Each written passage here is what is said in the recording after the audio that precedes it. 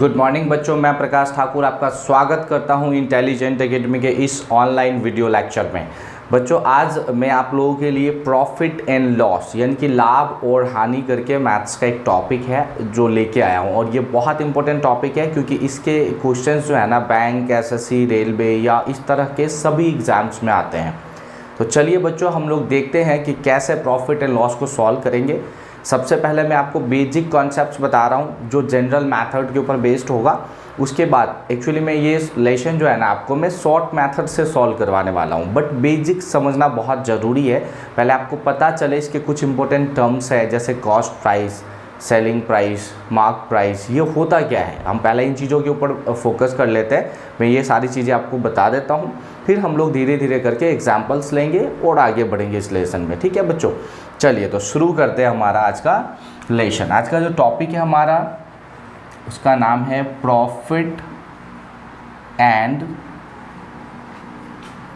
Loss. Hindi medium में इसको कहते हैं लाभ और हानि। ये टॉपिक जो है ना बच्चों, लाभ एंड और हानि के हो या प्रॉफिट एंड लॉस, इसमें मोस्ट ऑफली अपने को यही निकालना है कि अलग अलग तरह के सिचुएशंस देंगे या अलग अलग कॉस्ट पे हम चीज़ों को बेचते हैं, खरीदते हैं, और उसमें कितना परसेंट लॉस होता है या कितना प्रॉफिट हो रहा है। ये बिजनेस रिलेटेड चीज़ें होंगे इसमें। बट क्वेश्चंस बहुत अलग अलग टाइप के वेरिएशन में आता है जो समझना बहुत ज़रूरी है। तो सभी वेरिएशन, सभी टाइप के क्वेश्चंस में इस वीडियो लेक्चर में, या फिर हो सकता है इसके एक दो और पार्ट बनाना पड़े, उसमें मैं कवर करवाऊंगा। तो आपको यही फोकस करना है बच्चों कि इतने टाइप क्वेश्चंस आप बहुत अच्छी तरह से समझ लो, क्योंकि अगर आपने एक बार ये क्वेश्चंस कर लिए तो ये मैं 100% एश्योर करवा रहा हूँ कि एग्ज़ाम में क्वेश्चन इन्हीं टाइपों में से आता है। अगर आपको ये याद रहता है, थोड़ा सा भी ध्यान रहेगा, और याद नहीं करना बच्चों, आपको प्रैक्टिस करनी है। अगर आप 1 से 2 बार प्रैक्टिस करते हो ऑनेस्टली, तो आप आसानी से इन चीज़ों को सॉल्व कर पाओगे। कुछ भी बहुत हार्ड नहीं है। ओवरऑल शायद हम 8, 9, 10th के ही कुछ लेसन्स में ये भी एक लेसन होता है, तो कोई बहुत बड़ा चीज़ नहीं है, आपने पहले भी पढ़ा होगा। तो चलिए शुरू करते हैं हम लोग। तो प्रॉफिट एंड लॉस में ना बच्चों कुछ पॉइंटें समझना है हमें। सबसे पहला एक पॉइंट आता है कॉस्ट प्राइस। ठीक है, एक पॉइंट है कॉस्ट प्राइस, इसको हम लोग हिंदी में कहते हैं कॉस्ट प्राइस। आप लोग समझ ही सकते हो, बहुत सारे लोग इंग्लिश टू इंग्लिश ही समझते हैं, इसलिए ये इंग्लिश में भी समझे तो कोई बहुत हार्ड नहीं है। बट तो भी कई लोग बहुत हिंदी मीडियम के होंगे, उन्हें इशू हो, तो इसको हम लोग प्योर हिंदी में कहते हैं क्रय मूल्य। ठीक है, क्या हो गया? क्रय मूल्य। अब देखो, ये चीज़ें कोशिश करो बच्चों, थोड़ा सा ये इंग्लिश टू इंग्लिश समझो। बाकी तो आप हिंदी में भी मैं लिख दे रहा हूँ, पूरी कोशिश है बाइलिंगुअल हम लोग करेंगे। ठीक है, चलिए तो हम आगे बढ़ते हैं। तो कॉस्ट प्राइस क्या होता है, पहले इस बात को समझना है। देखिए, कॉस्ट प्राइस का मतलब होता है ना वो प्राइस जिस प्राइस पे हम लोग कुछ भी खरीदते हैं, यानी कि परचेज प्राइस कह दो, बाई प्राइस कह दो, यानी कि ना वो प्राइस ना जिस प्राइस पे हम लोग कुछ खरीदते हैं। जैसे मान लो मैंने कुछ भी खरीदा, समझो हमने एक एप्पल ले ली, 1 kg खरीदा मैंने। ठीक है, अब ये कितने रुपए का खरीदा मैंने? 50 रुपीज़ का। अगर मैं कोई व्यापारी हूँ, अगर मैं कोई क्या हूँ, मर्चेंट हूँ, ठीक है, अगर मेरा कोई बिजनेस है, समझ रहे हो ना, तो मान लो अगर मैं कोई चीज़ 50 रुपीज़ का खरीदता हूँ, तो ये मेरा क्या हो जाता है? यही है मेरा कॉस्ट प्राइस। ठीक है, जितने में मैंने कोई भी सामान खरीदा ना, as a trader, as a merchant या बिजनेस पर्सन, अगर मैं कोई चीज़ खरीदता हूँ, चूँकि बिजनेस पर्सन हूँ तो मैं खरीदूंगा बेचने के लिए। बात समझ रहे हो ना, एक जेन्युइनली नहीं बता रहा हूँ मैं। एक कस्टमर जो सिर्फ खाने के लिए खरीदता, हम उस लेवल पे नहीं देखना है इसे। हमें ऐसा देखना है कि अगर कोई व्यापारी है, ट्रेडर है, वो क्या करता है, वो चीज़ें इसलिए खरीदता ताकि उसको बेच सके। तो यहाँ जो सिचुएशन क्रिएट होता है ना, कि जो व्यापारी ट्रेडर्स होते हैं, वो जिस प्राइस में, जो भी कॉस्ट होता है उनका, जिस प्राइस में ना वो सामान खरीदते हैं, उस प्राइस को हम लोग क्या कहते हैं? कॉस्ट प्राइस कहते हैं। क्लियर हो गया बच्चों आपको?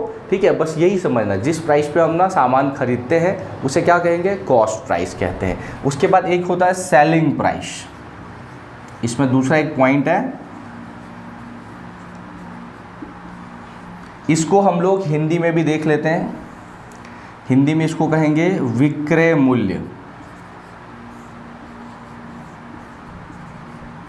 ठीक है, सेलिंग प्राइस को हम लोग क्या कहते हैं, विक्रय मूल्य। पहले बेसिक्स समझते हैं, मैं आपको पूरे क्वेश्चन शॉर्ट मेथड से ही बताने वाला हूँ, घबराना नहीं है, स्टार्टिंग है तो मैं बेसिक्स बता रहा हूँ ताकि आपको क्लियर हो जाए ना सारी चीज़ें, तो हम लोग लेवल के क्वेश्चंस पे भी आएंगे। तो सेलिंग प्राइस विक्रय मूल्य, इसका मतलब क्या होता है पहले समझ लेते हैं। देखो वो प्राइस ना जिस प्राइस पे हम लोग कोई सामान को बेचते हैं, हम लोग यानी कि ट्रेडर्स जो बिजनेस करते हैं, तो वो जो सामान को जिस प्राइस पे बेचते हैं ना उसे क्या कहेंगे हम लोग, सेलिंग प्राइस कहेंगे। तो मान लो कि भाई एक बंदा जो एप्पल का बिजनेस करता है उसने 1 kg एप्पल कितने में ख़रीदा, 50 रुपीज़ में, और फिर ये इस किसी कस्टमर को कितने में बेचेगा, 80 रुपीज़ में बेचेगा। समझ रहे हो ना। तो अगर उसने ख़रीदा 50 रुपीज़ में है और उसने कितने में सेल किया उसे, 80 रुपीज़ में, तो जिस प्राइस पे ना कोई ट्रेडर्स, कोई व्यापारी अपने सामान को किसी दूसरे को, कस्टमर को या किसी और व्यापारी को बेचता है, जिस प्राइस पे वो सेल करता है सामान को, उसको हम लोग क्या कहते हैं, सेलिंग प्राइस कहते हैं। ठीक है बच्चों, अब यहीं से निकल के आएगा प्रॉफिट। समझिए, देखिए भाई 50 में सामान खरीदा और कितने रुपए में बेच रहा है, 80 रुपीज़ में बेच रहा है। इसका मतलब क्लियरली कोई भी इंसान समझ सकता है 50 में खरीद के 80 में बेच रहा है, तो फिर यहाँ क्या होगा, प्रॉफिट क्या होगा। देखिए हम लोग समझते हैं, यहाँ अगर मैं इसकी बात करूँ, प्रॉफिट हिंदी में इसको कहते हैं लाभ। ठीक है, यहाँ प्रॉफिट क्या होगा, तो प्रॉफिट आप जानते हैं क्या होगा कि 80 माइनस 50 कितना हो गया भाई, 80 माइनस 50 करेंगे तो 30 रुपीज़ का उसे क्या हो जाएगा, प्रॉफिट हो जाएगा। तो प्रॉफिट का फॉर्मूला भी यहीं से निकल जाएगा। प्रॉफिट इक्वल्स टू क्या हो जाएगा बच्चों, अगर हम प्रॉफिट की फॉर्मूला लिखेंगे यहाँ पे, चलो मैं यहाँ लिख दे रहा हूँ, तो प्रॉफिट का एक फॉर्मूला लिख सकते हैं हम, प्रॉफिट इक्वल्स टू हो जाएगा। देखो क्या किया हम लोगों ने प्रॉफिट में, सेलिंग प्राइस था, इसमें से इस कॉस्ट प्राइस को क्या कर दिया, माइनस कर दिया। तो हम यहाँ यही फॉर्मूला बनाएंगे। सेलिंग प्राइस को मैं अब यहाँ थोड़ा सा शॉर्ट में लिख दे रहा हूँ, SP माइनस क्या हो जाएगा, CP। ठीक है, selling price minus cost price equals to क्या हो जाएगा हमारा, selling price minus cost price equals to हो जाएगा प्रॉफिट। या लाभ बराबर क्या हो जाएगा, विक्रय मूल्य माइनस क्रय मूल्य। चलिए अगर हम इसको ऐसा लिख दें हिंदी में, लाभ बराबर हो जाएगा विक्रय मूल्य माइनस क्रय मूल्य।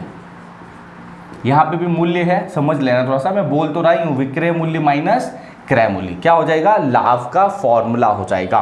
ठीक है बच्चों, तो यही चीज़ें समझना, ये हम रियल लाइफ में हर रोज़ देखते हैं, हम लोग हर रोज़ कुछ ना कुछ खरीदते हैं। ठीक है, कहीं ना कहीं लॉस प्रॉफिट होता है, तो ये कोई बहुत बड़ा सा चीज़ है ही नहीं, कोई बहुत बड़ा लेसन नहीं, रियल चीज़ समझने की है। तो समझ में आ गया, कॉस्ट प्राइस का मतलब होता है जितने में सामान खरीदते हैं, सेलिंग प्राइस का मतलब होता है जिस प्राइस में हम सामान को बेचते हैं, और अगर हमारा कॉस्ट प्राइस से सेलिंग प्राइस बड़ा वैल्यू हो तो हमें क्या होता है, लाभ या प्रॉफिट। ठीक है, तो प्रॉफिट भी समझ गए, मतलब क्या, selling price minus cost price, विक्रय मूल्य माइनस क्रय मूल्य बराबर क्या हो जाता है, प्रॉफिट या फिर लाभ कह सकते हो। तो ये 3 चीजें कवर हो गया बच्चों। अब चलिए हम लोग आगे बढ़ते हैं और कुछ और पॉइंट को मैं कवर करवाता हूँ। इसके आगे भी बहुत सारे पॉइंट है, हम वो कवर कर लेते हैं, फिर हम आगे के मेथड्स पे आएंगे। चलिए बच्चों, अब हम लोग आगे बढ़ते हैं और मैं कुछ और कॉन्सेप्ट्स प्रॉफिट एंड लॉस के आपको बताता हूँ। तो यहाँ अब हम लोग एक और पॉइंट लेंगे, लाभ पे तो हम आ ही गए थे, यहाँ एक पॉइंट ले लेते हैं, हानि। ठीक है, इसको इंग्लिश में हम क्या कहेंगे, लॉस। ये क्या होता है, तो इसका फॉर्मूला होता है CP माइनस SP। ठीक है, हिंदी में आप कह सकते हो इसको क्रय मूल्य माइनस विक्रय मूल्य। ठीक है, हानि या लॉस बराबर क्या होता है, क्रय मूल्य माइनस विक्रय मूल्य। ये भी फॉर्मूला वहीं से आया है।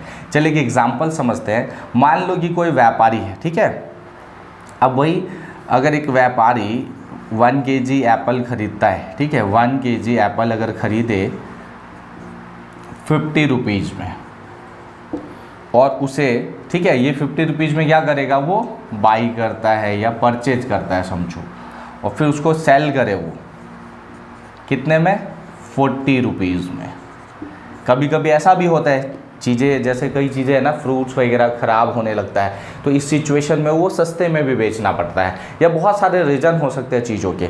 तो अगर डिमांड नहीं हो तो भी सस्ते में बेचा जा सकता है। तो 50 में ख़रीद के कितने में बेच दिया उसने, 40 में। तो ऑब्वियसली यहाँ क्या हो रहा है, ये हम आप लोग बिना फॉर्मूले के भी समझ सकते हैं ना, लॉस हो रहा है, नुकसान हो रहा है भाई, ठीक है। तो यही चीज़ यहाँ से निकलता है। देखो इसमें क्या हो जाता है, उल्टा हो जाता, प्रॉफिट का उल्टा हो जाता। प्रॉफिट में क्या होता था, ये इस साइड होता था और ये इस साइड, लेकिन इसमें उल्टा हो जाएगा। क्यों उल्टा होगा, क्योंकि इसमें कॉस्ट प्राइस जो है ना सीपी बड़ा हो जाता है, किससे, एसपी से, क्योंकि क्या हो रहा है, लॉस हो रहा है, ठीक है। तो क्या हो जाएगा यहाँ पे कि हमारा सीपी यानी कि ये हो गया 50 रुपीज़ माइनस एसपी कितना है, 40 रुपीज़।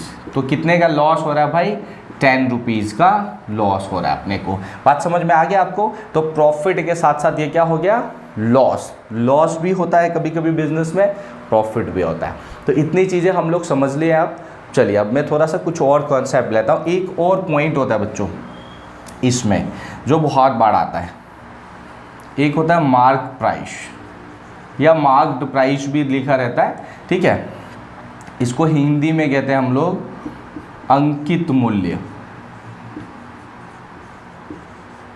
ठीक है।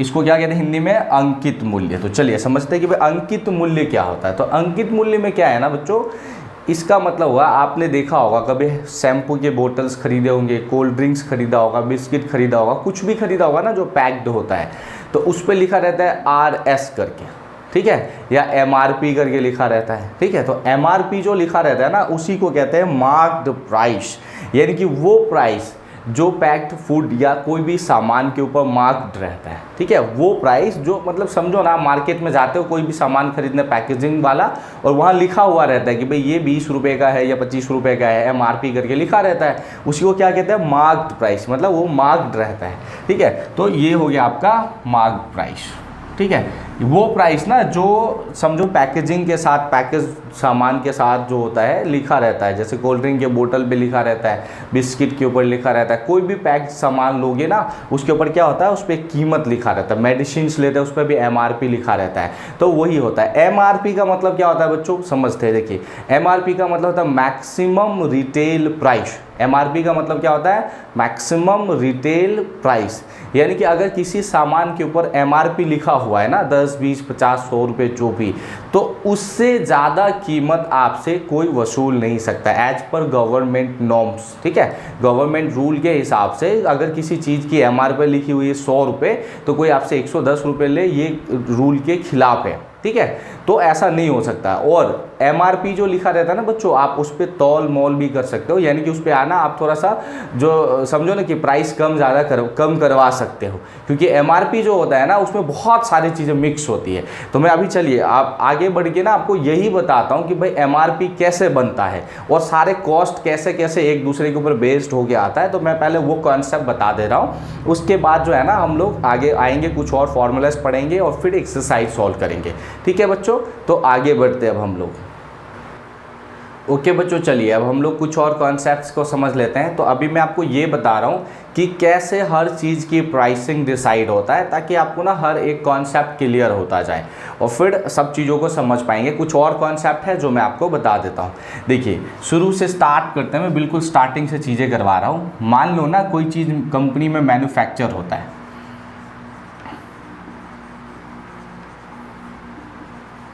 कंपनी में मैन्युफैक्चर होता है, कोई भी चीज़ समझो बनता है। एक एक प्राइस बता रहा हूँ कैसे प्राइस डिसाइड होता है। तो मान लो कि कोई भी सामान, एक पेन समझ लो, बनाने का कॉस्ट कितना आ रहा है, 100 रुपीज़, ठीक है। अगर मैं एक पेन की बात कर रहा हूँ, पेन बनाने का कॉस्ट 100 आ रहा है, या मार्कर पेन ही ले लो, कुछ भी सामान आप अपने हिसाब से जूम करो। तो पेन अगर बनाओगे तो उसके अंदर रिफिल होता है, ठीक है। उसके ऊपर बाहर का ये कवर होता है, समझो ये कवर है, सारी चीज़ें। तो ये प्लास्टिक जो है इसका कॉस्ट अलग होगा, सारे चीज़ों का अलग अलग कॉस्ट आएगा।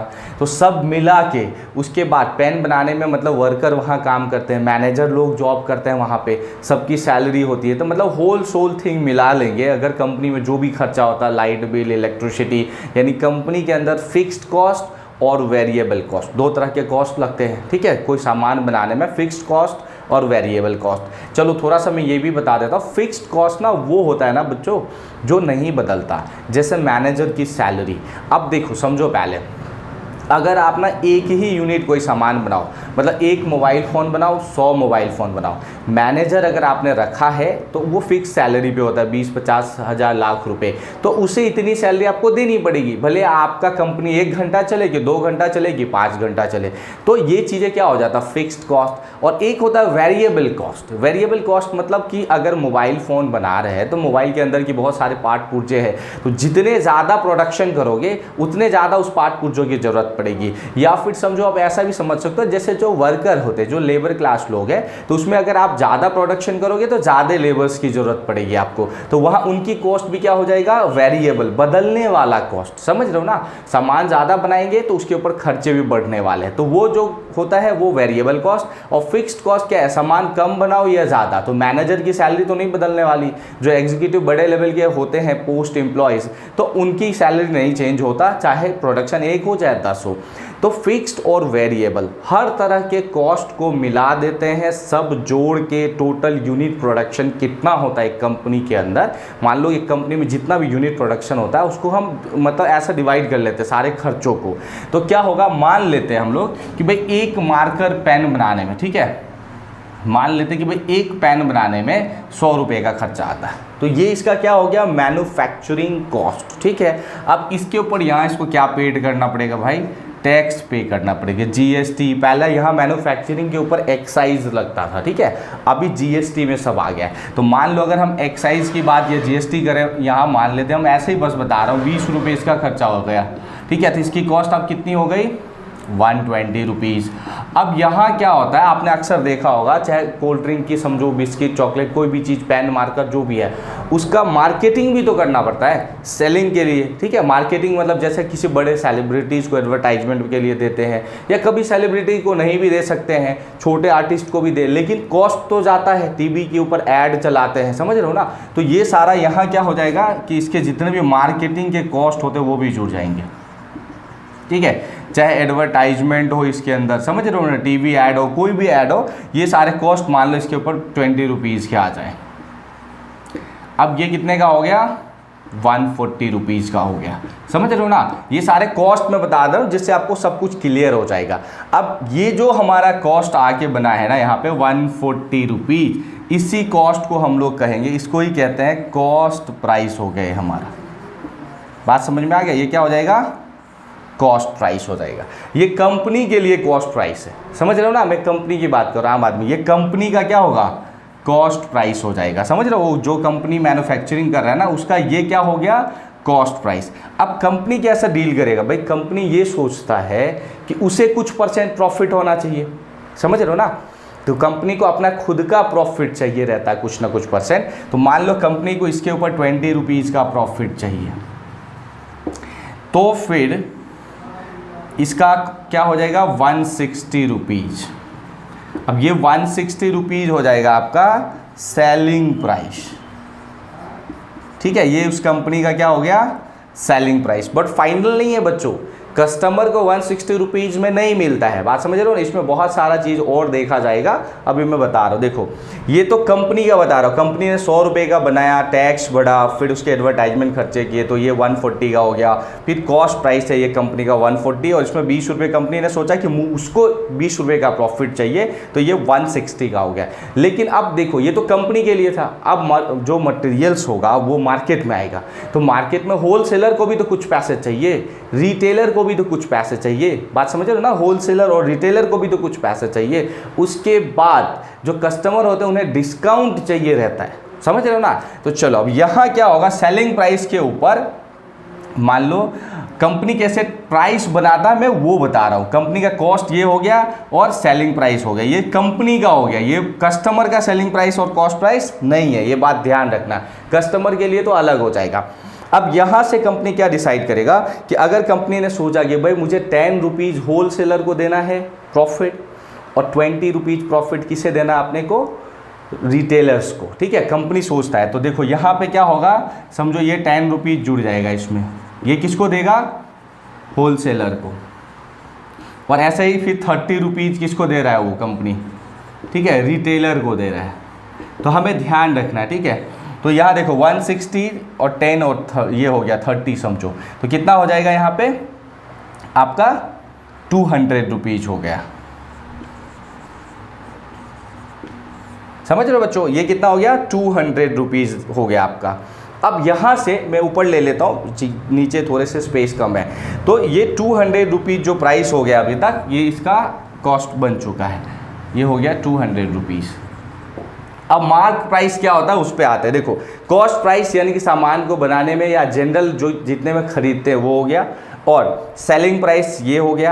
अब इसमें होलसेलर को मिलता है, रिटेलर को मिलता है, तो टोटल 200 प्राइस हो गया उस प्रोडक्ट की जिसकी कितने बनाने का कॉस्ट कितना था 100 रुपये, लेकिन वो अभी कितने में हो गया 200 का। अब इसके ऊपर MRP जो लिखा रहेगा ना वो ये नहीं रहेगा। मान लो किसी कंपनी को 20% डिस्काउंट देना है, अगर कंपनी अनाउंस करे कि भाई मुझे ना 20% का डिस्काउंट देना है, तो इसमें ना डिस्काउंट की प्राइस यहाँ पे जुड़ जाएगा।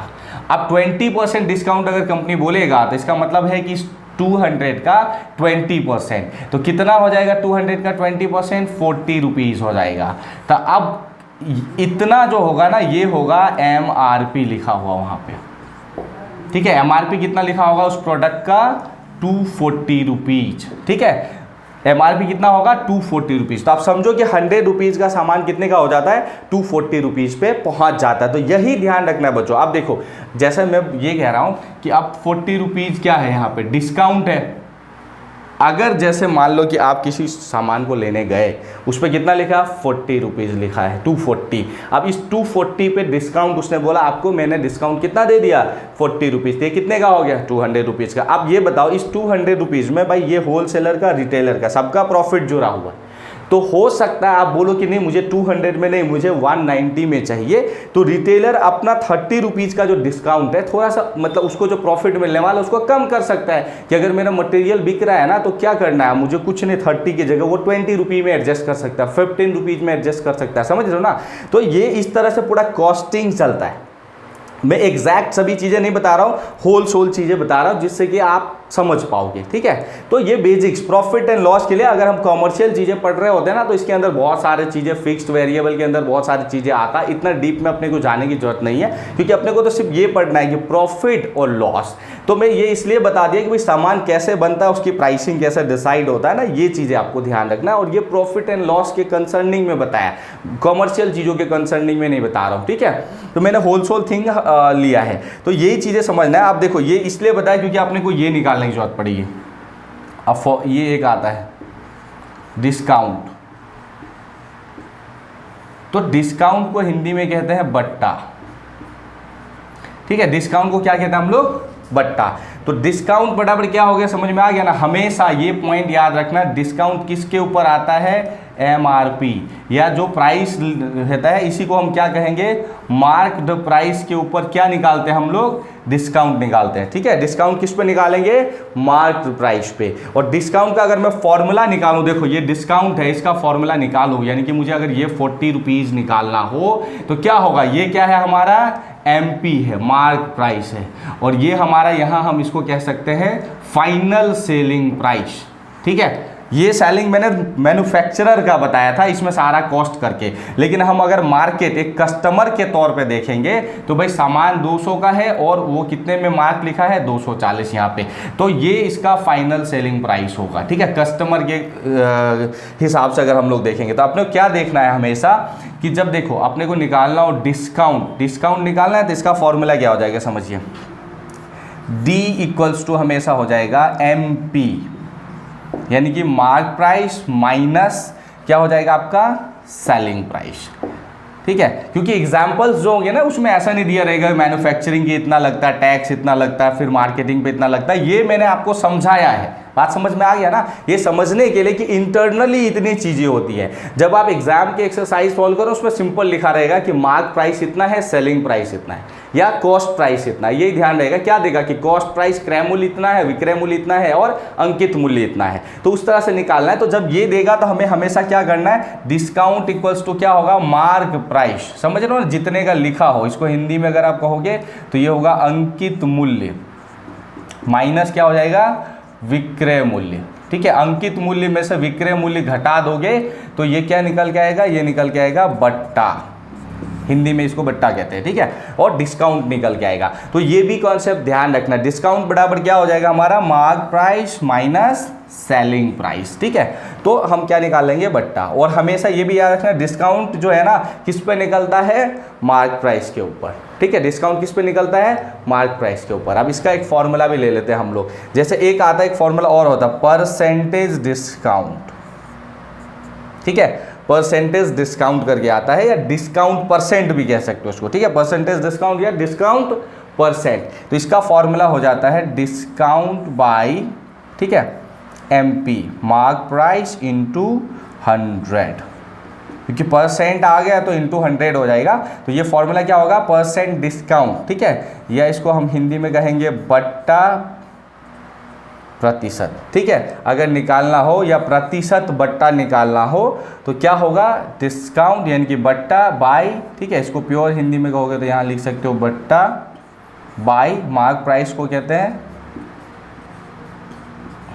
अंकित मूल्य, इनटू हो जाएगा 100, ये हो जाएगा इसका एक फॉर्मूला, ठीक है। बट्टा का परसेंटेज निकालना हो तो या percentage discount equals to discount by MP into 100। ये याद रखना बच्चों, इसकी इन सब की जरूरत में भी पड़ सकता है, तो ये भी इंपॉर्टेंट कॉन्सेप्ट है, ठीक है बच्चों। तो चलिए हम लोग अब आगे बढ़ते हैं, कुछ और कॉन्सेप्ट्स को मैं क्लियर करवाता हूँ आपको। चलिए बच्चों, हम लोग कुछ और बेसिक कॉन्सेप्ट समझते हैं प्रॉफिट एंड लॉस के। तो इसके बाद कुछ पॉइंट रह गए हैं जो मैं अभी एक्सप्लेन कर दे रहा हूँ। देखिए यहाँ से ले लेंगे हम लोग प्रॉफिट परसेंट कहते हैं, एक फॉर्मूला होता है, इक्वल्स टू हो जाएगा profit by cost price into 100, ठीक है। इसको हिंदी में लाभ प्रतिशत कहते हैं, ठीक है। तो इसमें हो जाएगा लाभ बट्टे ये क्रय मूल्य गुने 100। उसी तरह से यहाँ होता है लॉस परसेंटेज या परसेंटेज लॉस, तो क्या हो जाएगा, loss by cost price into 100, ठीक है। और यहीं पे हानि प्रतिशत भी हो सकता है, तो यहाँ हो जाएगा हानि बट्टे क्रय मूल्य गुने 100। अब देखिए बच्चों, ये जो फॉर्मूला है बिल्कुल आसान है, बस इतना समझना। देखो प्रॉफिट यहाँ है ही, तो प्रॉफिट आ गया, नीचे में कॉस्ट प्राइस आ जाएगा, और परसेंटेज है इसलिए क्या हो जाएगा यहाँ पे 100। सेम इसमें भी है, देखो लॉस है तो यहाँ लॉस आ गया, नीचे दोनों में क्या आता है, कॉस्ट प्राइस आता है। तो बहुत रटने की जरूरत ही नहीं है, प्रॉफिट है तो profit by cost price, loss है तो लॉस बाय कॉस्ट प्राइस, और फिर यहाँ क्या हो गया, परसेंटेज है इसलिए यहाँ क्या आ जाएगा, 100 आ जाएगा। तो बिल्कुल आसान है, इसमें कुछ रटने जैसा नहीं है, आप समझ लोगे तो आसानी से कर पाओगे, ठीक है बच्चों। तो ये था आपका यहाँ बेसिक कॉन्सेप्ट। अब इसके अलावा जो फार्मूला या जो ट्रिक्स की जरूरत पड़ेगा अपने को, मैं पूरे लेसन ना आपको फ्रैक्शन मेथड से बताऊंगा, ठीक है। ये बहुत इंपॉर्टेंट है। चलिए मैं थोड़ा सा इंट्रो बता देता हूँ। यहाँ पे हम लोग पूरी लेसन जो है ना ये किससे करने वाले हैं, मोस्ट ऑफली फ्रैक्शन मेथड से। अब फ्रैक्शन मेथड का यूज ना कौन से लेसन में है मैं सब बता देता हूँ, फिर हम लोग आएंगे। देखो ये एक मेथड है जो करीब बहुत सारे लेसन्स में आपके यूज होने वाला है। देखो ये कहाँ यूज होता है, ये यूज होगा आपका परसेंटेज में, अगर हम परसेंटेज लेसन करने वाले हैं, ठीक है। अभी हम लोग क्या कर रहे हैं, प्रॉफिट एंड लॉस, इसमें भी इसका बहुत बड़ा रोल है। उसके बाद आपका आ जाएगा सिंपल इंटरेस्ट, इसमें रोल है। उसके बाद आ जाएगा आपका कंपाउंड इंटरेस्ट, इसमें इसका बहुत बड़ा रोल है, ठीक है। तो इस तरह से अर्थमेटिक की अगर हम बात करें ना, अर्थमेटिक के ओवरऑल सभी लेसन में पर ये फ्रैक्शंस की रिक्वायर्ड हो जाएगा और इसके थ्रू हम लोग सॉल्व करेंगे। इसके अलावा बहुत सारे और लेसन्स हैं जो सभी के सभी मोस्ट ऑफली हम शॉर्ट मेथड थ्रू जाएंगे और बिल्कुल आसानी से समझ पाओगे। तो ये फ्रैक्शन मेथड अभी मैं बताता हूँ, ये बहुत इंपॉर्टेंट है और ये फ्रैक्शन आपको इन सभी लेसन्स में बहुत ज़्यादा यूज होगा। मोस्ट क्वेश्चंस इसी मेथड से आ जाएगा। तो क्या होता है फ्रैक्शन मेथड, चलिए मैं आपको पहले वो समझाता हूँ फ्रैक्शन मेथड, फिर हम लोग उसके एग्जांपल्स लेंगे और क्वेश्चंस को सॉल्व करना शुरू करेंगे। ठीक है बच्चों, चलिए तो हम लोग आगे बढ़ते हैं और फ्रैक्शंस को अब समझ लेते हैं। ओके बच्चों, अब हम लोग फ्रैक्शन मेथड पे आते हैं। चलिए हम लोग देखते हैं कि फ्रैक्शन मेथड कैसे काम करता है। तो फ्रैक्शन जो है ना बच्चों, ये परसेंटेज से आया हुआ है, परसेंटेज से आया है फ्रैक्शन। तो अभी मैं परसेंटेज के बारे में बहुत डीप में नहीं जाऊंगा क्योंकि वो लेसन मैंने अलग से करवाया है आप लोगों को। तो अभी हम लोग जो है ना प्रॉफिट एंड लॉस पे रहेंगे। तो थोड़ा सा एक फ्लैशबैक देखेंगे हम लोग कि फ्रैक्शंस क्या होता है। देखिए फ्रैक्शंस कहाँ से आया है, परसेंटेज से। जैसे कि मैं एक एग्जाम्पल ले लेता हूँ, ठीक है, उसके थ्रू जाएंगे हम लोग। मान लो मैंने यहाँ लिखा 10%, तो इसको मैं क्या लिखूँगा, 10/100। अब ये जीरो कैंसिल हो गया, तो ये क्या हो गया, 1/10।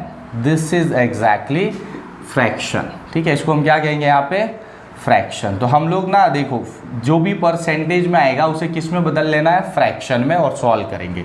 ऐसे मान लो मैंने लिखा 20%, तो ये क्या हो जाएगा 20/100। कट करोगे इसको इससे तो ये हो जाएगा 1/5। अगर मैं लिखता हूँ 25%, तो ये हो जाएगा 25/100। इसको कट करेंगे तो हो जाएगा 1/4। तो ये क्या है, इसका फ्रैक्शन वैल्यू है, यानी कि 20% का फ्रैक्शन वैल्यू क्या है।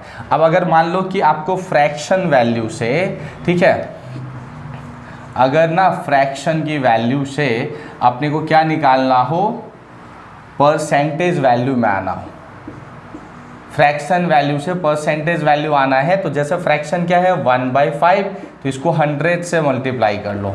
तो ये 5 से इसको कट करोगे 20, तो ये क्या हो जाएगा 20%। तो अब हमें ना यही चीज़ देखना है बच्चों कि परसेंट से फ्रैक्शन में कैसे बदल लेना है, और अगर ये फ्रैक्शंस हो तो परसेंट में कैसे बदल लेना है। बस यही चीज़ें करनी है आपको, परसेंट से फ्रैक्शन, फ्रैक्शन से परसेंट। मैं कुछ और इंपॉर्टेंट कॉन्सेप्ट्स बता रहा हूँ। जैसे मान लो कि क्वेश्चंस क्या आ जाता है, क्वेश्चंस ऐसे होते हैं कि 33 इंटीजर्स 1/3%, ठीक है, या 33 पूर्णांक 1/3% कहते हैं इसको हिंदी में। तो अब इसका फ्रैक्शन वैल्यू कैसे होगा, देखो 33 3 99 + 1, तो ये हो जाएगा 100/3%। अब परसेंट का मतलब क्या होता है, इंटू क्या हो जाएगा यहाँ पे 100। तो ये और ये क्या कट हो गया, तो क्या बच जाएगा 1/3, इसकी फ्रैक्शन वैल्यू हो जाएगा। ऐसा होता है 66 इंटीजर्स 2/3%, तो 66 × 3 होगा 298 और 2, ये हो जाएगा 200/3। अब परसेंट है तो इंटू यहाँ हो गया 100। देखो ये कट हो जाएगा, तो इसकी फाइनल वैल्यू हो जाएगा 2/3। तो इसके थ्रू ना हम लोग बहुत आसानी से सारे क्वेश्चंस को कर पाएंगे, बिल्कुल इजी वे में, ठीक है। और ऐसे देखो आप ना एक काम करना है, ऐसे तो मैं आपके स्क्रीन पे छोड़ जाऊंगा एक पूरा लिस्ट फ्रैक्शंस के, तो भी आप अपने मन से निकाल सकते हो। मैं 1-2 वैल्यू और बता देता हूँ आपको। देखो जैसे मान लो मैं ऐसा हम समझते हैं, यहाँ से जाते हैं कि 100% है, तो इसको हम क्या लिख सकते हैं 100/100। कट करने के बाद इसको क्या लिखेंगे 1। तो इसका मतलब होता है कि 100% इक्वल्स टू अगर 1 है तो इसकी फ्रैक्शन वैल्यू कैसे निकालना है, आप ऐसे निकालो 1/2। तो क्या हो जाएगा ये 100/2। 1/2 मतलब क्या होगा 100/2, क्योंकि 1 इक्वल्स टू क्या होता है 100%। तो 100%/2 करोगे तो ये कितना हो जाएगा 50%। तो हम लोग क्या कह सकते हैं 50% का फ्रैक्शन वैल्यू क्या होता है 1/3। आप ऐसे सबका निकाल सकते हो खुद से। जैसे आप मैं यहाँ एक और निकाल लेता हूँ 1/3 किया, इसका मतलब ये क्या हो जाएगा 100/3%, यानी कि इसको हम क्या लिख सकते हैं 33 इंटीजर्स 1/3 या 33 पूर्णांक 1/3%, इसको ऐसा लिख सकते हो। ऐसे ही हम लोग एक लिख सकते हैं जो है 1/3 के बाद एक और मैं यहाँ ले लेता हूँ, देखो 1/4, इसको क्या लिखेंगे 100%/4। 4, या 100/4%, इसको करोगे कट तो ये कितना हो जाएगा 25%। तो यानी कि हम क्या बोल सकते हैं 25% इक्वल्स टू 1/4। तो आप क्या करो 1/4 कर दिया ना, तो 1/5, 1/6, 1/7, 1/8, 1/9, 1 से लेके 20 तक के सारे फ्रैक्शंस बच्चों होमवर्क में, ये आपका होमवर्क है। कैसे निकालोगे समझ में आ गया ना। 1 इक्वल्स टू क्या होता है, ठीक है 100%, 100% इक्वल्स टू क्या होता है 1, तो 1/2 करा तो 100%/2, 1/3 तो 100%/3, 1/4 तो 100%/4, ऐसे 1/5, 1/6, 1/7, ऐसे सबका 1 से 20 तक के वैल्यू निकालना है। और ना सिर्फ फ्रैक्शन में, पॉइंट में भी। जैसे देखो अब ये मैंने निकाला था 1/3, तो कितना है 33 इंटीजर्स 1/3, और इसको पॉइंट में लिखेंगे तो क्या होगा 33.33%। दोनों वैल्यू निकाल लेना है, क्योंकि एग्जाम में कभी ये वैल्यू पूछ लेता है, कभी ये वैल्यू पूछ लेता है। तो ये चीज़ें आपको बिल्कुल अच्छी तरह से सॉल्व करना है। ये आपका होमवर्क है बच्चों, 1 से लेके 20 तक फ्रैक्शंस आपको पूरे बना के आने हैं, ठीक है। और अभी क्या करना है, मैं आपको एक स्लाइड आपके स्क्रीन पे छोड़ जा रहा हूँ, जिसमें सारे इंपॉर्टेंट जो है ना परसेंटेज वैल्यू के क्या लिखे हुए हैं, फ्रैक्शंस लिखे हुए हैं। तो जो आपको 1-2 बार प्रैक्टिस कर लेने, अगर आपने ऐसे प्रैक्टिस करी तो ऐसे ऑटोमेटिकली दिमाग में सेट हो जाएगा। रटना नहीं है, प्रैक्टिस करो, 1-2 बार प्रैक्टिस करने से आपका सारा कॉन्सेप्ट क्लियर हो जाएगा। तो चलिए बच्चों अब हम लोग क्या करेंगे, अब आगे बढ़ के मैं प्रॉफिट एंड लॉस के एक्सरसाइज सॉल्व करवाता हूँ, और उसी के कुछ क्वेश्चंस भी लेंगे हम लोग अभी, ठीक है। चलिए बच्चों अब हम लोग जो है ना बेसिक कॉन्सेप्ट्स करीब करीब ख़त्म हो गए हमारे, फिनिश हो गए। अब मैं एग्जैक्टली क्वेश्चंस जो हमारे एक्सरसाइज के क्वेश्चंस होने वाले हैं उसके ऊपर क्या बेसिक कॉन्सेप्ट्स लगेगा उस पे आता हूँ। मैं इससे पहले आपको फ्रैक्शन मेथड भी अभी बता दिया हूँ कि फ्रैक्शन टेबल कैसे यूज करना है, फ्रैक्शंस कैसे बनाने हैं। तो अब हम लोग इसके ऊपर कुछ बेसिक्स लेते हैं और साथ में एक्सरसाइज एग्जाम्पल्स भी करेंगे। तो चलिए आगे बढ़ते हैं। देखिए बच्चों आपको ध्यान क्या देना है, ऐसा सिचुएशन जो आएगा आपको ऐसा आएगा कि 10% प्रॉफिट दिया रहेगा आपको। कभी क्वेश्चन क्या हो सकता है आपका कि मान लो कोई भी सामान है ना वो 10% प्रॉफिट पे कोई बेचता है, और कभी देगा कि भाई 10% लॉस पे बेचता है।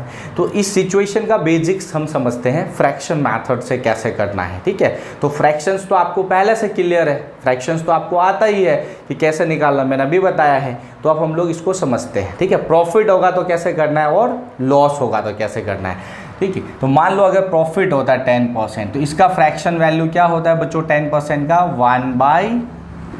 इसका फ्रैक्शन वैल्यू क्या होता है 1/10 हो जाता है, ठीक है।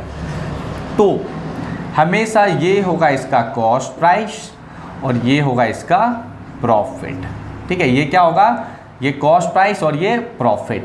अब देखो अगर मान लो आपको पता हो कि कोई भी सामान 10 रुपीज़ में ख़रीदा है और 1 रुपीज़ का प्रॉफिट हुआ है, तो यहाँ से अगर मुझे ये देखना हो कि सामान बेचा कितने में होगा हम लोगों ने, तो 10 में ख़रीदा है और 1 का प्रॉफिट लिया, तो इसका मतलब हमने कितने में बेचा होगा 11 रुपीज़ में बेचा होगा। क्लियर, 10 में ख़रीदा 1 का प्रॉफिट लिया, तो कितने में बेचेंगे बच्चों 11 रुपीज़ में बेचेंगे। इसी तरह से हम सवाल सॉल्व करेंगे, बस पहले हम बेसिक्स क्लियर करवाते जाता हूँ, फिर क्वेश्चंस पे भी आएंगे, ठीक है। आप देखो इसी में होगा, यहाँ पे आप देखो 10% का क्या हो जाएगा, यहाँ पे लॉस हो जाएगा।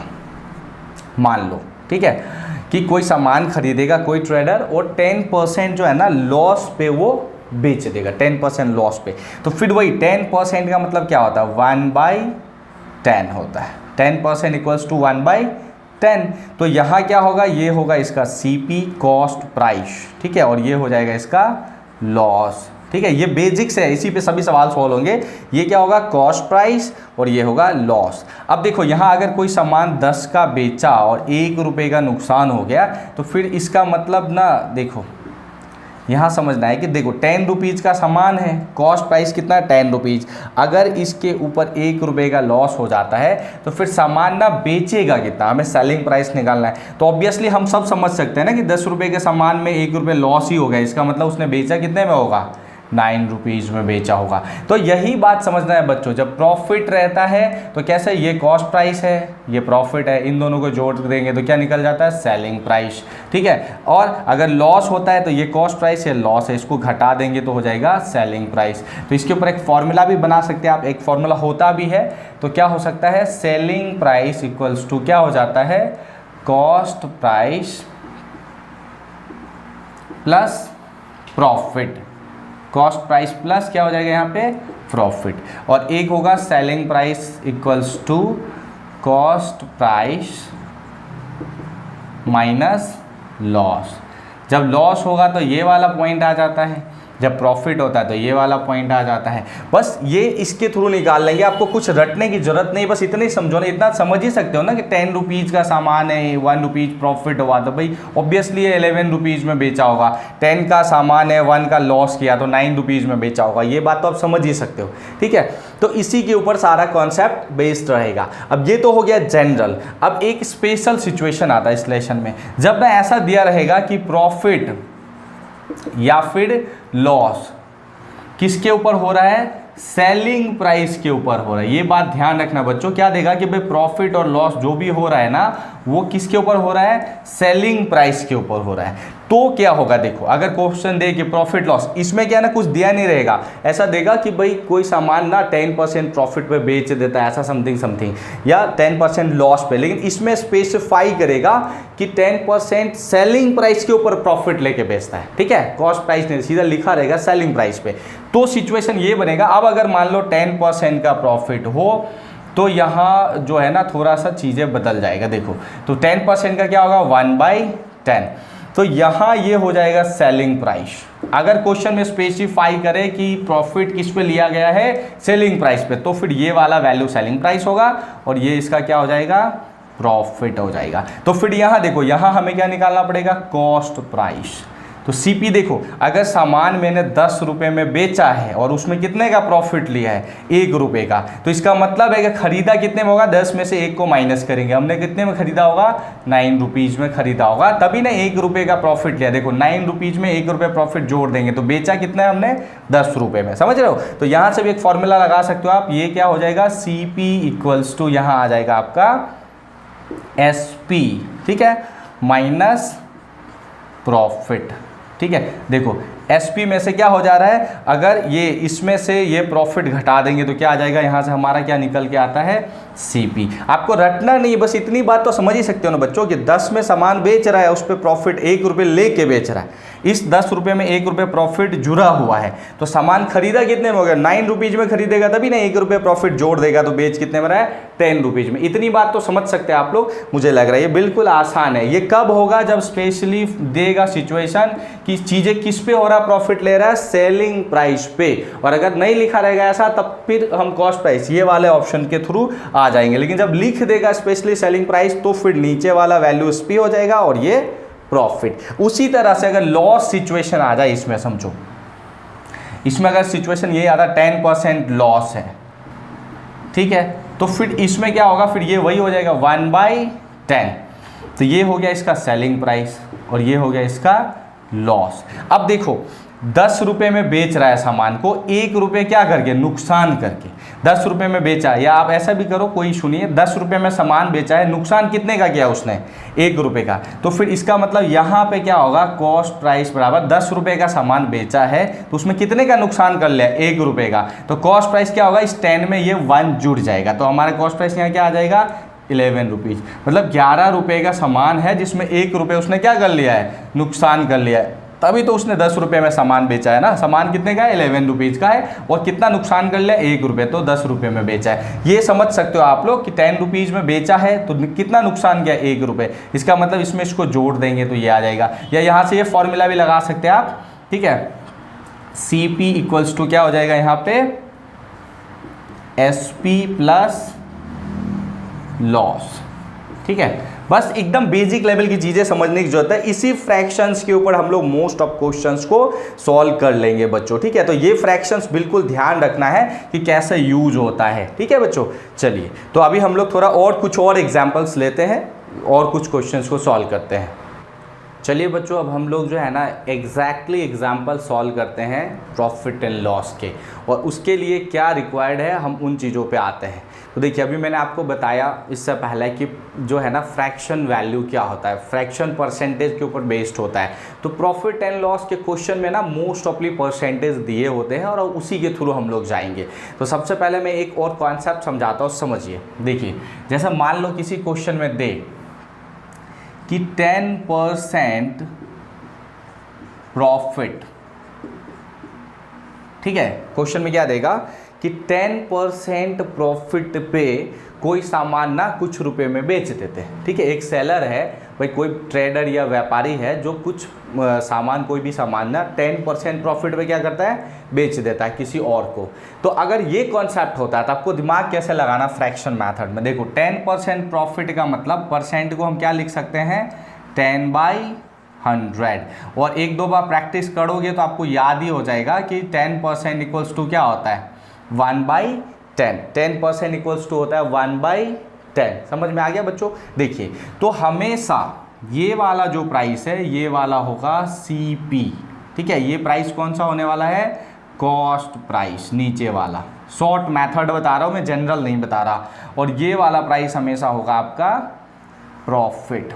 किसी एग्जाम्पल को सॉल्व करोगे तो ये हमेशा 10% जो लिखा है यहाँ पे 10% प्रॉफिट पे सामान बेचा, तो ये 1/10 हो गया। बात समझ में आ गया। ये क्या हो गया आपका, ये हमेशा कॉस्ट प्राइस होगा और ये क्या हो जाएगा आपका, प्रॉफिट हो जाएगा। समझ में आ गया। ये चीज़ें ध्यान रखनी है।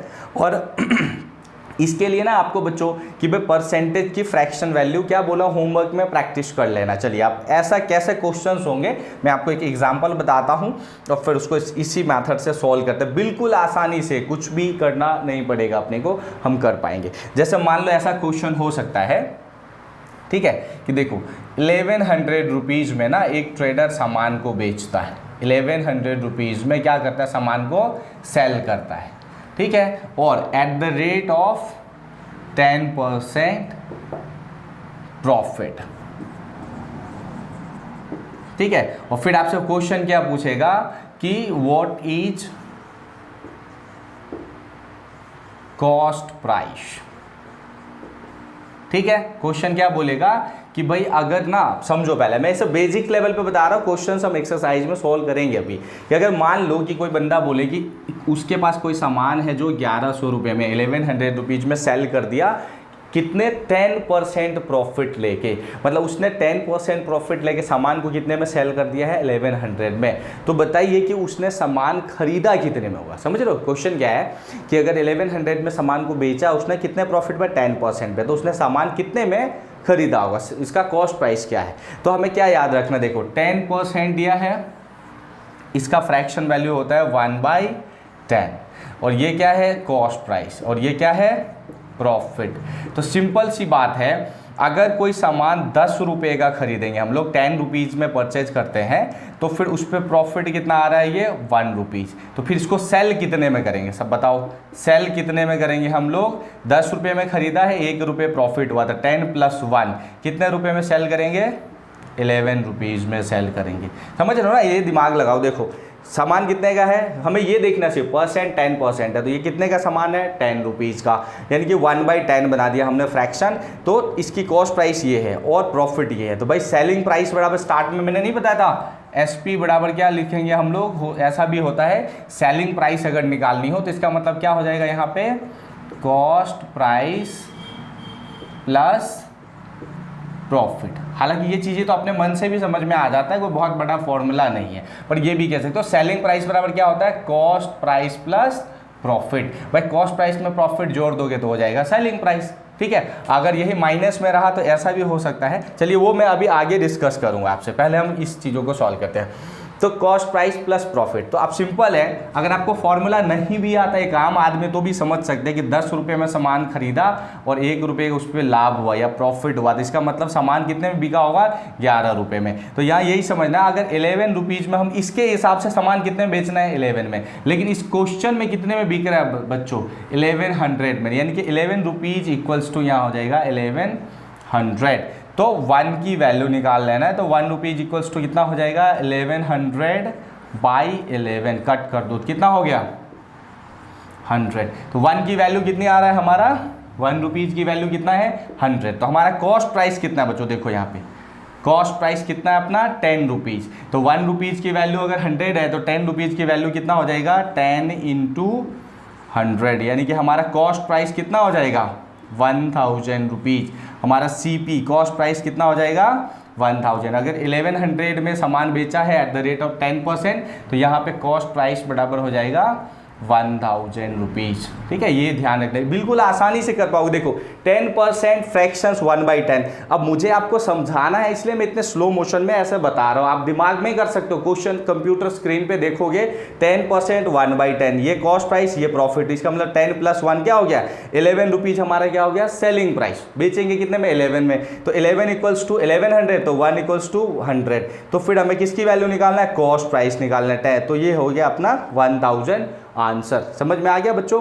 तो इस फ्रैक्शन मेथड से आप किसी क्वेश्चन को करोगे और बिल्कुल आसानी से, ना कोई बहुत बड़ा फॉर्मूला याद करना है ना कुछ भी, बस बेसिक समझ के आप क्वेश्चंस को सॉल्व कर पाओगे। क्लियर हो रहा है ना बच्चों। चलिए अब हम लोग आगे बढ़ते, कुछ एग्जांपल्स और लेता हूं मैं अब।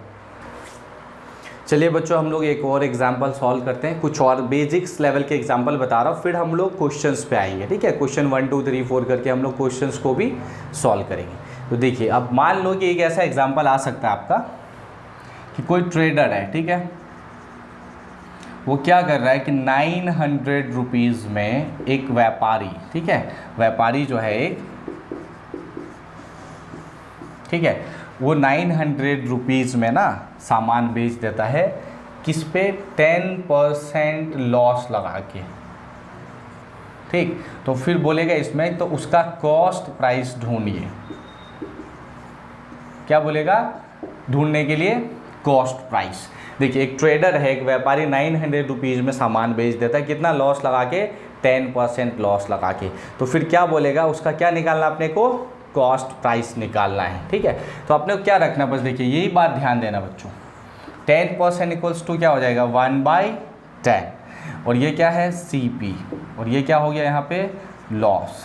तो अगर 10 रुपये का सामान था तो उस पर कितने रुपए का लॉस हो रहा है, 1 रुपीज़ का। 10 रुपीज़ में 1 रुपीज़ का लॉस हो रहा है। ठीक है बच्चों, तो ऑब्वियसली यहाँ पे फिर सामान कितने में बिक रहा होगा, सेलिंग प्राइस क्या होगा इसका 9 रुपीज़। सामान 10 का था पर लॉस लगाया 1 रुपये, तो बेचा कितने में होगा 9 रुपीज़ में। अब 9 रुपीज़ = यहाँ पे कितना दिया हुआ देखो 900, तो 1 रुपीज़ की वैल्यू अगर हम निकालें तो क्या होगा 900/9, कट करेंगे तो क्या आ गया 100। तो 1 रुपीज़ की वैल्यू 100 है, तो फिर इस 10 की वैल्यू CP कितना होगा, तो 10 × 100, सॉरी, तो क्या आ जाएगा हमारा आंसर 1000 रुपीज़। यानी कि कितने में CP उसका क्या होगा, कॉस्ट प्राइस 1000 रुपीज़। तो इसी तरह से सभी क्वेश्चंस को सॉल्व करना है, कोई बहुत बड़ा चीज़ नहीं है। कॉस्ट कभी लॉस होता है, कभी प्रॉफिट होता है। लॉस होगा तो ऐसे, प्रॉफिट होगा तो इससे पहले की एग्जांपल अभी बताया मैंने आपको। ठीक है, अब इसी में ना कुछ और बेसिक्स लेवल के मैं करवा रहा हूँ एग्जाम्पल्स, फिर हम लोग एक्सरसाइज के क्वेश्चंस भी सॉल्व करेंगे। चलिए बच्चों हम लोग कुछ और बेसिक कॉन्सेप्ट्स, कुछ और एग्जाम्पल सॉल्व कर लेते हैं, आगे बढ़ते हैं हम लोग। तो देखिए अभी एक एग्जाम्पल ऐसा हो जाएगा आपका कि मान लो कि मैंने समझो कि डायरेक्टली हम एक नेक्स्ट लेवल के एग्जांपल पे आते हैं। क्वेश्चन देगा कि सेलिंग प्राइस पे, मैं बस शॉर्ट में क्वेश्चन लिख रहा हूँ यहाँ पे, पूरे क्वेश्चंस नहीं लिख रहा हूँ, आपको ये बात ध्यान रखना। देखो क्वेश्चन यह रहेगा, सेलिंग प्राइस पे 20% प्रॉफिट। ठीक है, सेलिंग प्राइस के ऊपर 20% प्रॉफिट पे कोई सामान क्या हो जाता है, सेल करता है। कोई ट्रेडर, कोई व्यापारी जो है ना, वो किस प्राइस पे, याद रखना, सेलिंग प्राइस पे 20% का प्रॉफिट लेके सामान को क्या कर देता है, सेल कर देता है। सामान को क्या कर देता है, मान लो बेच देता है या सेल कर देता है। अब यहाँ प्रॉब्लम ये होगा, क्वेश्चन ये पूछेगा तो फिर रियल पूछेगा आपसे, क्या पूछेगा, रियल परसेंटेज प्रॉफिट क्या होगा या प्रॉफिट परसेंट क्या होगा, रियल परसेंटेज प्रॉफिट या प्रॉफिट परसेंट क्या होगा। तो देखो जब क्वेश्चन ये बोलेगा कि रियल परसेंटेज प्रॉफिट, इसका मतलब समझना है हमें किसके ऊपर निकालना होगा, कॉस्ट प्राइस के ऊपर। रियल का मतलब यहाँ कॉस्ट प्राइस होता है। क्यों होता है समझो, देखो आपको मैंने स्टार्ट में एक फॉर्मूला बताया था। देखो एक फॉर्मूला था परसेंट प्रॉफिट, परसेंटेज प्रॉफिट बराबर क्या बताया था, profit by cost price into क्या था 100।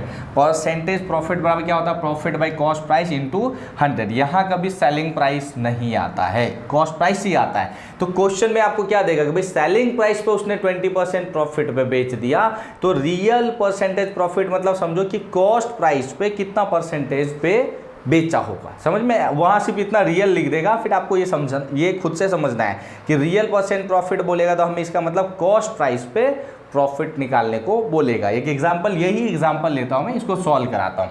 ठीक है, चलिए अब सॉल्व कर। देखो आपने को क्या याद रखना है बच्चों, अभी मैंने शुरू में स्टार्टिंग में क्या बताया आपको कि फ्रैक्शन की पूरी टेबल प्रैक्टिस कर लेनी है। 1/2, 1/3, 1/4, 1/5, 1/6, इन सभी के फ्रैक्शंस वैल्यू और परसेंटेज वैल्यू क्या होता है, जो मैं आपको पहले दे चुका हूँ। तो इसे ऑब्वियसली 2-3 बार प्रैक्टिस कर ही लेना है।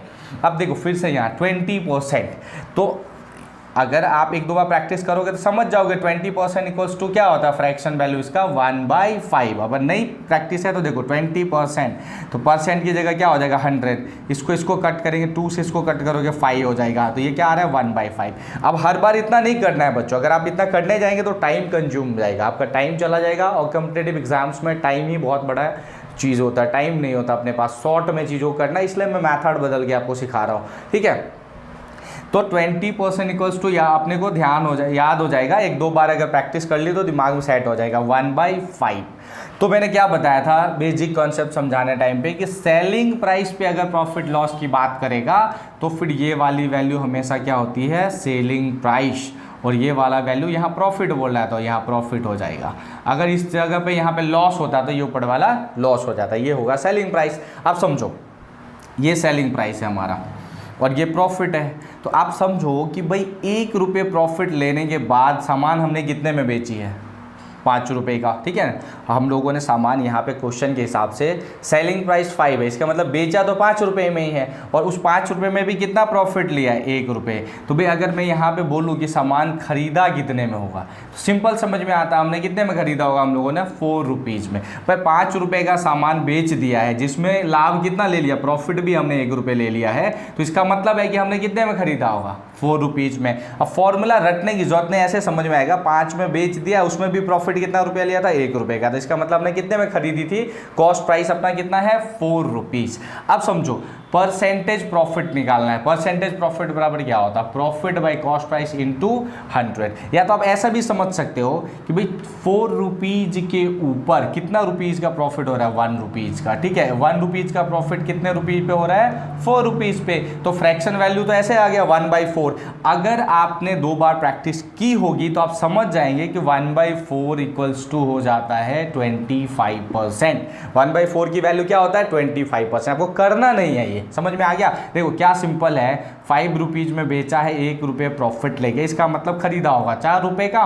ठीक है, इसमें से इसको माइनस करेंगे तो 4 रुपये का सामान खरीदा, उस पर लाभ कितना होता है 1 रुपये। तो हमें रियल परसेंटेज प्रॉफिट निकालना है, तो यानी कि 4 रुपये पे 1 रुपये का लाभ हो रहा है, ये कितना परसेंट है। तो आपको 1-2 बार प्रैक्टिस करे रहोगे तो पता चल जाएगा 25%। नहीं किया है तो आप ऐसे करोगे, देखो, या तो आप ये फॉर्मूला भी ध्यान रख सकते हो यहाँ, प्रॉफिट बाई सीपी। तो प्रॉफिट तो 1 रुपये हो रहा है तो ये 1 रुपये, कॉस्ट प्राइस कितना हो रहा है 4 रुपये, तो यहाँ 1/4 लिखोगे। अब ये नहीं ध्यान है तो भी समझ सकते हो कि भाई 4 रुपये का प्रॉफिट हो रहा है कितने पे, देखो 4 रुपये का सामान है और प्रॉफिट हो रहा है 1 रुपये, तो यानी कि 1/4 लिख दो, और इसको परसेंट बदलना है तो इंटू कर देंगे 100।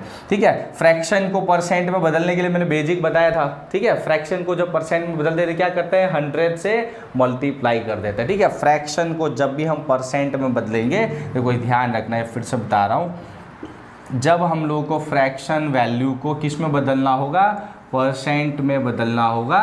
ठीक है, तो क्या कर लोगे 100 से मल्टीप्लाई कर लेना है फ्रैक्शन को, फ्रैक्शन 1/4 है तो 1/4 इंटू 100। ठीक है, ये ध्यान रखना है। तो यहाँ 1/4 इंटू 100, और अगर ये भी नहीं याद रखता, ये भी अगर आपको ओवरऑल आइडिया हो तो समझ जाओगे प्रॉफिट बराबर क्या होता है प्रॉफिट बाई सीपी इंटू 100। तो प्रॉफिट सीपी इंटू क्या है यहाँ पे 100, तो 100, तो 4 से इसको कट करेंगे तो 25%।